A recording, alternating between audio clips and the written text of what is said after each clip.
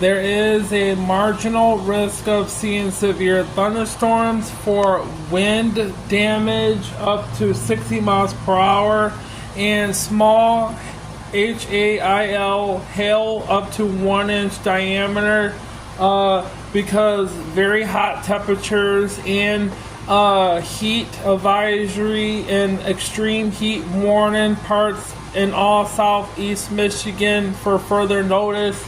And we got that moderate to instability of Cape values. That's why we're dealing with very loud thunderstorms and possibility become strong, severe. A few of them starting 2 p.m. and later on tonight in southeast Michigan. It should be ending at before midnight, somewhere around there in southeast Michigan.